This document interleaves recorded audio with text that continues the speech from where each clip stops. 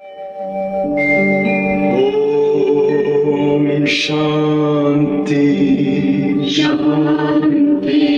ओम शांति शांति।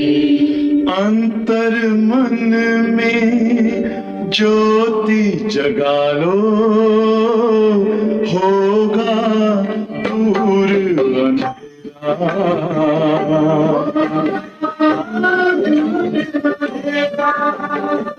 शिव का कर लो ध्यान, आ रहा पावन पुण्य सवेरा।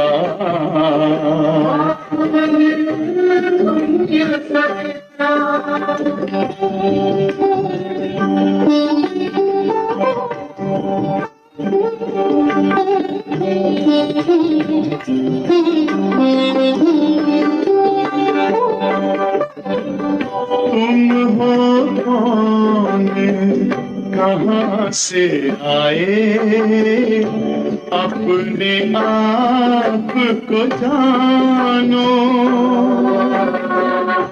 राजयोग के द्वारा अपना परम पिता पहचानो। इसी राजपथ पर चल कर तुम पालो अपना बसेरा।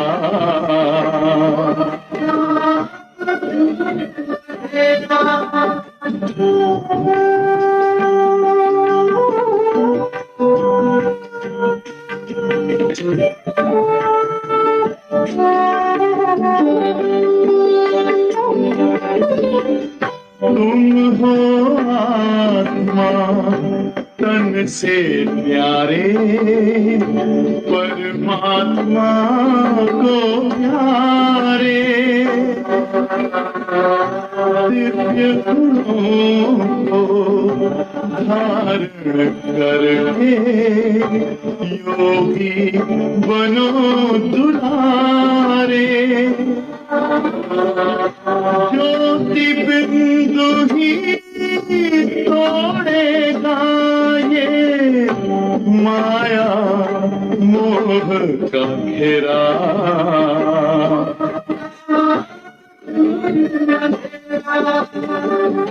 अंतर मन में ज्योति जगा लो, होगा दूर अंधेरा।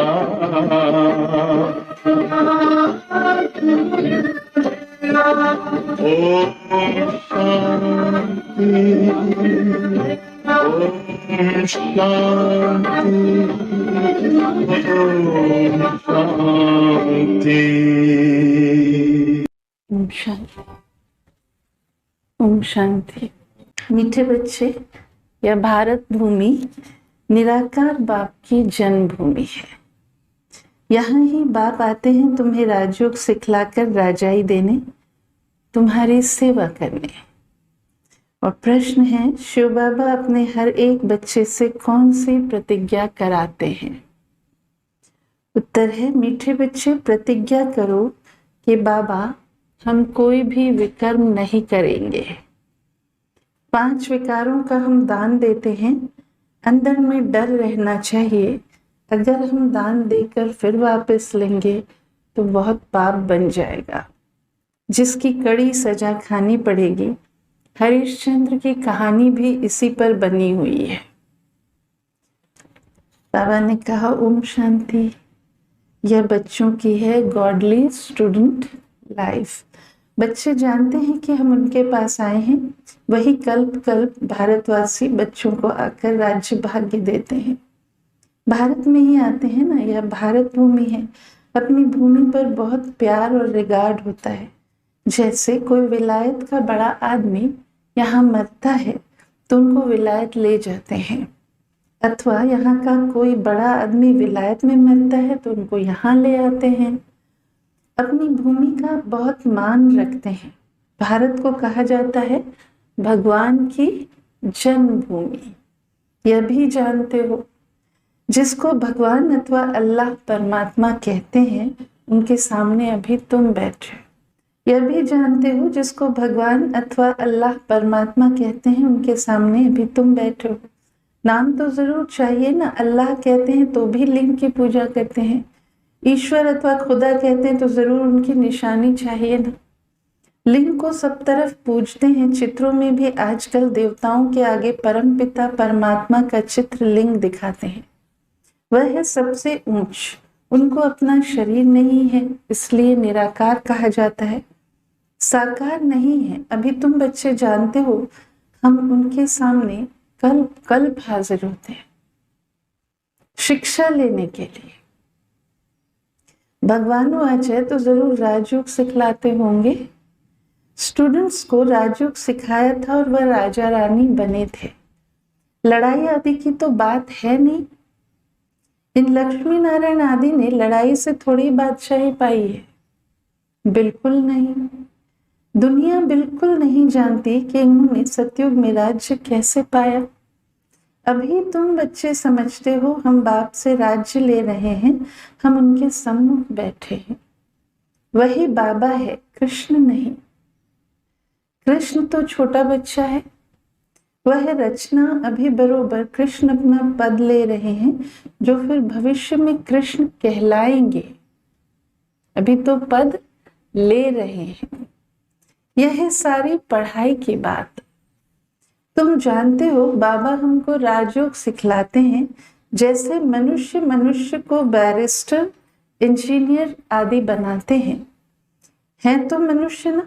तुम समझते हो हम भी मनुष्य हैं, परंतु हम पतित हैं। अभी बाप पावन भी बनाते हैं और हमें वर्षा भी देते हैं। पावन दुनिया तो नई दुनिया ही होगी, नई दुनिया में है ही राजाई। अभी तुम बाप के सम्मुख बैठे हो, जैसे लौकिक बाप बच्चों को प्यार से बैठ समझाते हैं, यह है पारलौकिक विचित्र बाप, जिसके लिए तुम गाते आए हो त्वमेव माता श पिता त्वम। इस समय तुम जानते हो यह अपना पाठ बजाते हैं। जो भक्ति मार्ग में हम गायन करते हैं, तुम कहते हो हम शिव बाबा के पास आए। अंदर में ये रहता है ना, हम शिव बाबा के पास आए हैं। चिट्ठी भी लिखते हो शिव बाबा केयर ऑफ ब्रह्मा। कोई को तुम पोस्ट दिखाओ तो वंडर खाएंगे। शिव बाबा केयर ऑफ ब्रह्मा, ऐसा तो कभी सुना नहीं। शिव बाबा ब्रह्मा में आकर विष्णुपुरी की स्थापना कर रहे हैं, सामने खड़े हैं। ऊपर में है शिव बाबा। शिव बाबा ने ब्रह्मा द्वारा स्थापना की, अब फिर से कर रहे हैं। तो यह है प्रवृत्ति मार्ग। कैसे प्रवृत्ति? माता पिता, ब्रह्मा माता और शिव पिता। ब्रह्मा माता क्यों? ब्रह्मांड के सब आत्माओं की माँ हुई। कैसे हुई? उनके मुख से हमको शिव बाबा का परिचय मिला। नॉट अबाउट द जेंडर, शारीरिक जेंडर से नहीं मतलब, आत्मा की बात है। आत्माओं को पालना देते हैं, इसलिए हम कहते हैं तुम ही हो माता, पिता तुम ही। तो यह है प्रवृत्ति मार्ग। राजविद्या में भी बैरिस्टर पढ़ाते हैं तो मेल फीमेल दोनों पढ़ते हैं। फीमेल भी जज, बैरिस्टर, डॉक्टर आदि बनती हैं। यह भी प्रवृत्ति मार्ग है। सन्यासियों का है निवृत्ति मार्ग, वह अलग है, यह भी बाबा ने समझाया है। शंकराचार्य अगर नहीं आता तो पवित्रता का अंश नहीं रहता, भारत बिल्कुल ही जल मरता। यह नूंद है भारत को थमाने के लिए। भारत बहुत पवित्र था, फिर अपवित्र बना है। अभी भारत कितना कंगाल है। कहते हैं सोने की लंका समुद्र के नीचे चली गई। लंका तो सोने की हो नहीं सकती।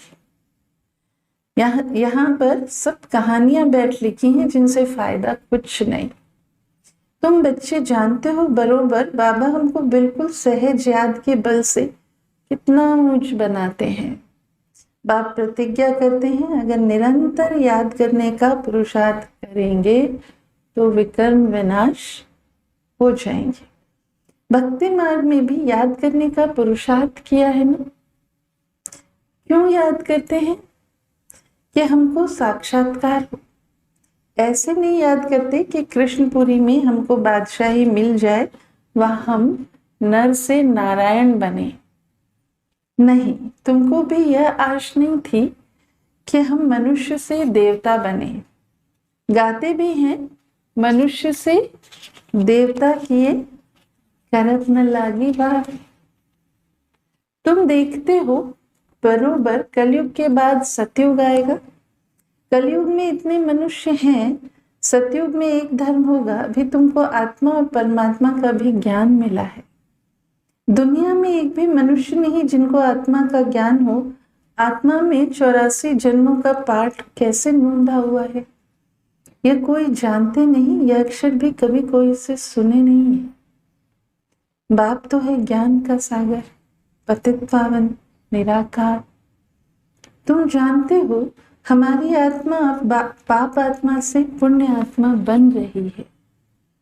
सतयुग में तो है सब पुण्य आत्माएं, यहाँ है पाप आत्माएं। ऐसे नहीं कि बहुत दान पुण्य करने वालों को पुण्य आत्मा कहा जाता है। पुण्य आत्मा होते ही हैं सतयुग में। यहाँ जो मनुष्य दान पुण्य करते हैं उनको पुण्य आत्मा समझते हैं, लेकिन वो सब दान अलग चीज है, पुण्य अलग चीज है। पुण्य कर्म है और दान क्रिया है। उस क्रिया से प्राप्त होने वाला फल पुण्य है। तो ऐसा दान, इसलिए जब भी हम किसी को बाहर की दुनिया में भी गिफ्ट्स प्रेजेंट्स देते हैं ना, बहुत सोच समझ के। यहाँ जो मनुष्य दान पुण्य करते हैं उनको पुण्य आत्मा समझते हैं। वहां तुमको दान पुण्य आदि करने की दरकार ही नहीं रहती। वहां गरीब कोई होता ही नहीं। तुम वहां सदैव के लिए पुण्य आत्मा ही हो। तुम तन मन धन सब बेहद के बाप अर्थ देते हो। इसको ही बलिहार जाना कहा जाता है। बाप कहते हैं पहले मैं बलिहार जाता हूं व तुम। संगम पर हम बलिहार जाते हैं, तो फिर 21 जन्मों के लिए बाबा बलिहार जाता ना। पहले तुम बलिहार जाते हो, तब फिर 21 जन्मों के लिए बलिहारी मिलेगी। यह बातें अभी तुम अच्छी रीति समझते हो, डायरेक्ट सुनते हो। घर में रहते हो तो वहां मुरली आती है तो दूर से सुनते हो। अभी तो बाप के सम्मुख बैठे हो। बाप कहते हैं बच्चों मैं तुम्हारा बाप भी हूँ। यहाँ अंधश्रद्धा की कोई बात नहीं। बाप भी है, टीचर भी है। बाप का बनने से वह शिक्षा देते हैं। तुम्हारी बुद्धि में अब सारा ज्ञान है। 84 का चक्र भी तुमको समझाया जाता है। जो 84 जन्म लेने वाले नहीं होंगे वह समझेंगे ही नहीं। तुम समझते हो बराबर हम 84 का चक्र लगाकर अब वापस जाते हैं। बाप कहते हैं तुम आत्मा अशरीरी आई थी, फिर अशरीरी होकर वापस जाना है। वापस जाना है। तुम पवित्र आत्माएं होकर जाएंगे तो सभी, लेकिन हम पहले ही पवित्र होकर फिर जाते हैं। पवित्र बनने के लिए तुम पुरुषार्थ कर रहे हो।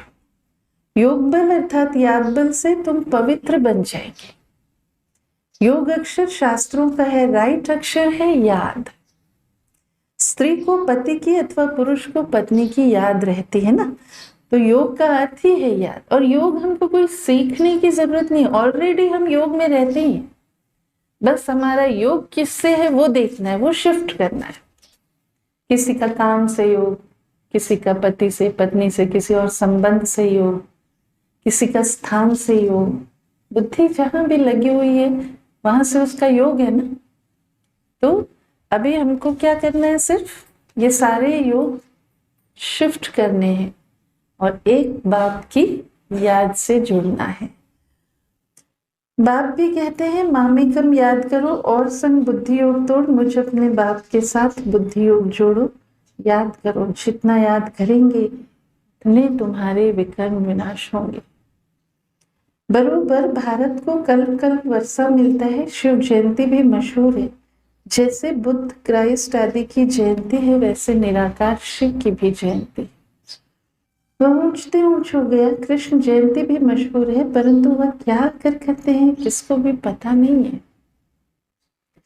कृष्ण सतयुग का प्रिंस था, जरूर उनको कोई ने ऐसा कर्म सिखाया होगा जो सतयुग का प्रिंस बना है। छोटा बच्चा तो पवित्र ही है, वहां विकार की बात नहीं होती, बच्चा शुद्ध रहता है। भगवान तो एक ही निराकार है, गॉड इज वन, बाकी सारी रचना है।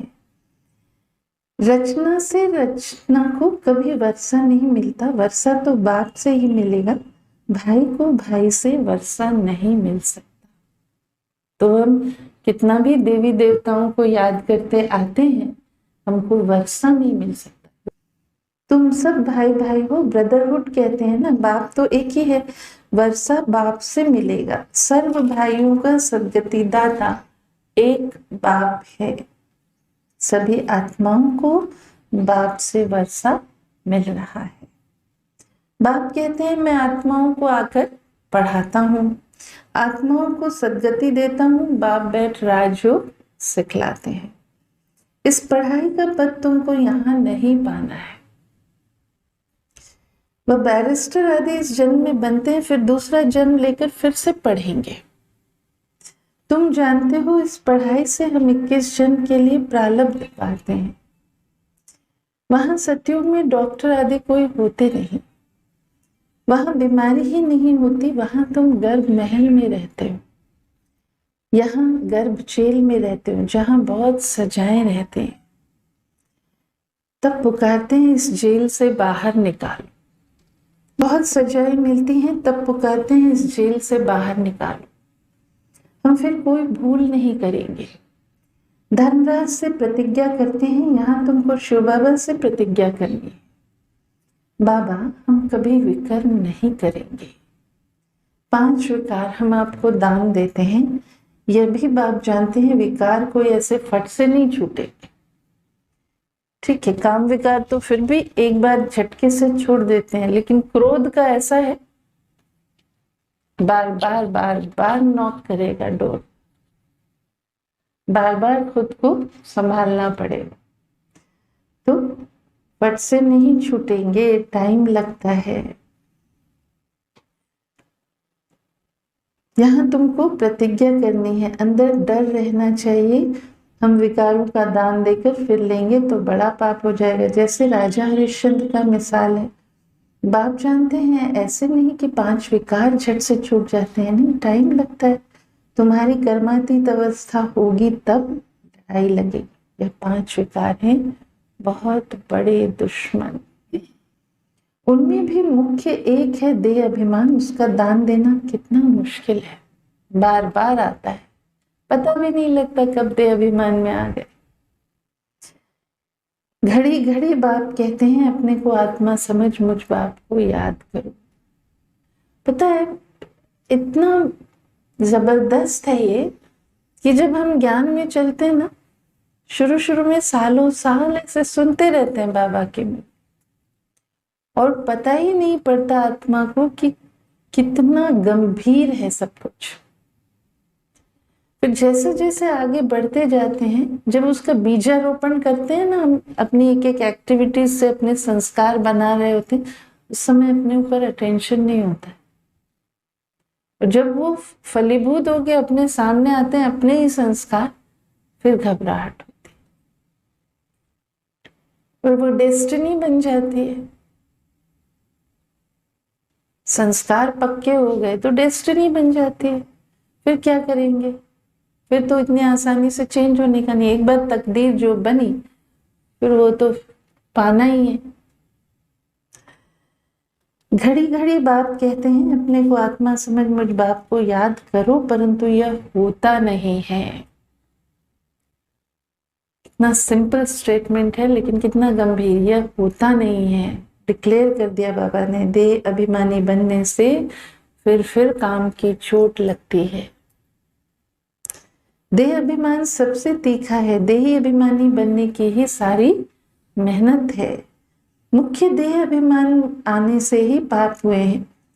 5 विकार दान में देना पड़े, इसमें समय लगता है। साजन बिगर सजनियां तो जा न सके।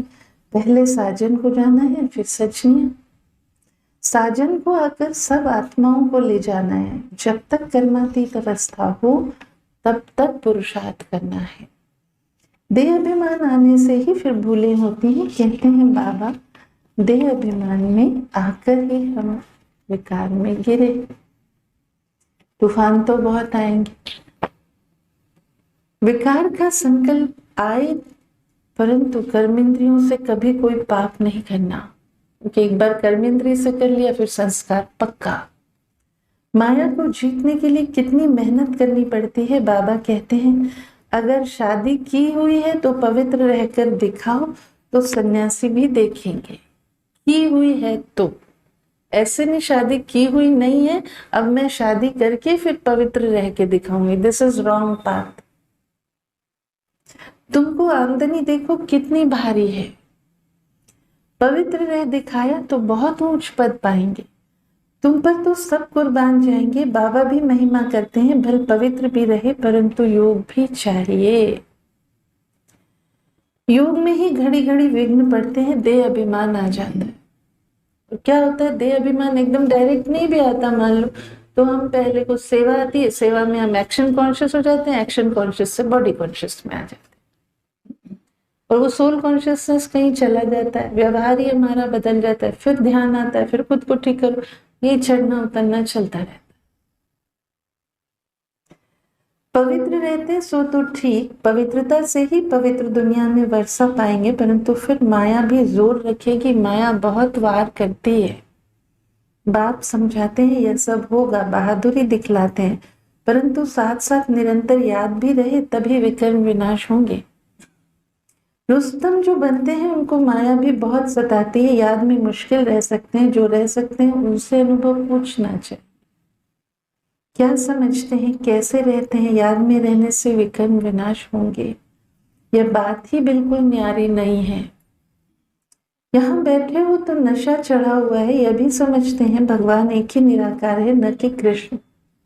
वास्तव में कृष्ण के लिए शास्त्रों में बातें लिख दी हैं, उखरी से बांधा, यह किया। अब यह कोई बातें हैं नहीं, यह भी उनकी ग्लानि करते हैं, इंसल्ट करते हैं।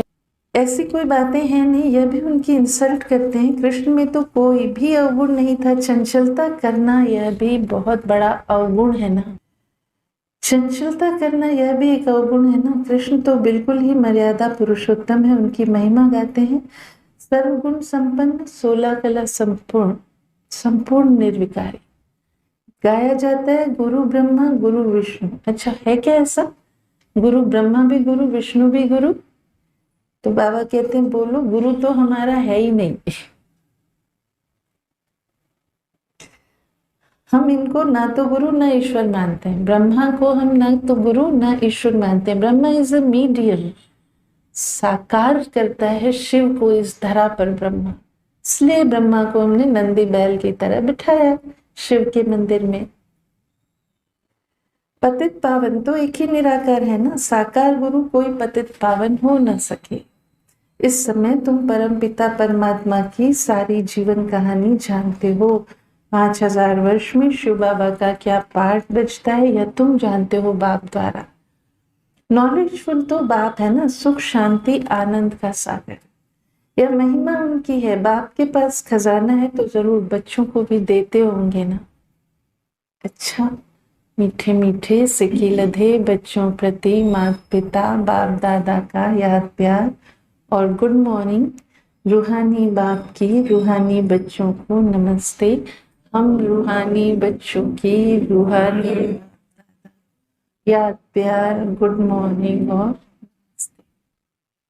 धारणा के लिए सार है। कर्मातीत अवस्था को प्राप्त करने के लिए, कर्मातीत अवस्था को प्राप्त करने के लिए इन कर्मेंद्रियों से कोई भी भूल नहीं करनी है। पवित्र रहने के साथ साथ याद में भी मजबूत होना है। पवित्र रहने के साथ साथ याद में भी मजबूत होना है।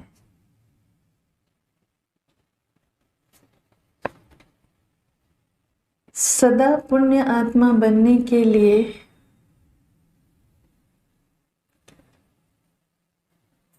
तन मन धन से बाप पर बलिहार जाना है।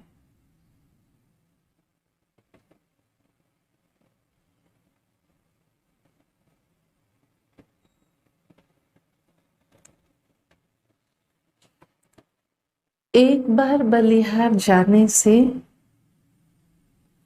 21 जन्म के लिए पुण्यात्मा बनेंगे। एक बार बलिहार जाने से यही है, हम एक बार बलिहार जाते, बाबा किस बार बलिहार जाता, 21 जन्म के लिए पुण्यात्मा बनेंगे। फिर है वरदान, उपराम और एवर रेडी बन, उपराम और एवर रेडी बन, बुद्धि द्वारा अशरीरीपन का अभ्यास करने वाले, अशरीरीपन का अभ्यास करने वाले सर्व कलाओं में संपन्न भव। अच्छा, अशरीरीपन का अभ्यास करने से सर्व कलाओं में संपन्न हो जाएंगे क्या? बाबा कह रहे हैं मतलब हो जाएंगे। कैसे? कलाएं कौन सी हैं? शारीरिक कलाओं की बात नहीं है। शारीरिक रूप से जो चीजें हम एक्वायर करते हैं, जो कुछ सीखते हैं, जैसे डांसिंग है, म्यूजिक है, this are all skills, bodily skills. यहां सॉफ्ट स्किल्स की बात है। मुझे ताल, राग, लय की समझ है, मैं बहुत अच्छा गाना गा सकती हूँ, ये बॉडीली स्किल है। लेकिन मेरे अंदर बाबा की मुरली से वो मिठास भर गई है, मैं हमेशा मीठा रह सकती हूँ, ये सॉफ्ट स्किल है। तो हमको यहाँ आत्मा को कलाओं से संपन्न बनाना है। This is soul which is carrying everything, body will not carry. Vocal cords हमारे कितने भी अच्छे हो जाएं, ठीक है ना। तो सर्वगुण संपन्न 16 कला संपूर्ण माना। ऊपरी बांसुरी बजाते थे कृष्ण और वो एक कला हो गई, और ऐसा नहीं। हाँ, ये विशेषताएं हैं। अगर हमारे पास ऐसी कोई विशेषता है और उसको हम यज्ञ में, सेवा में लगाते हैं, तो हमारी वो विशेषता अविनाशी हो जाती है। That is true.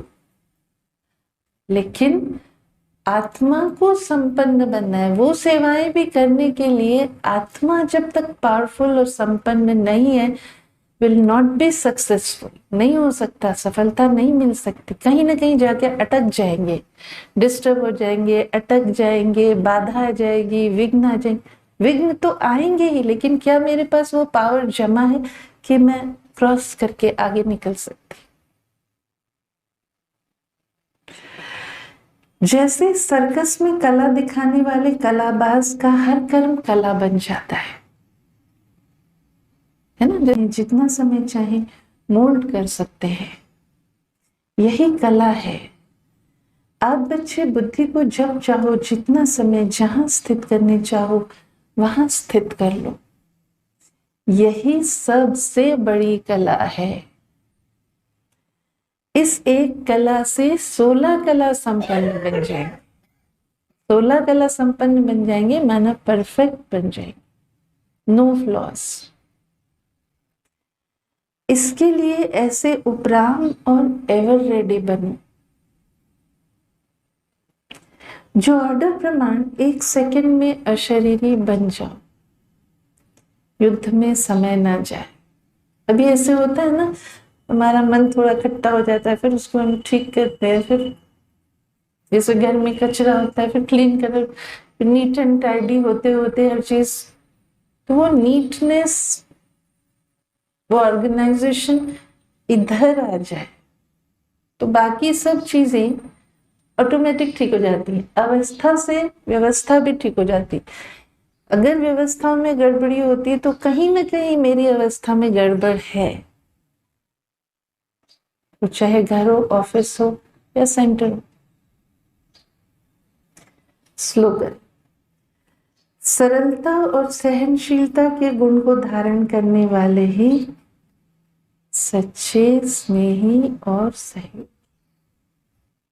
सरलता और सहनशीलता के गुण को धारण करने वाले ही सच्चे, स्नेही और सहयोगी। ओम शांति।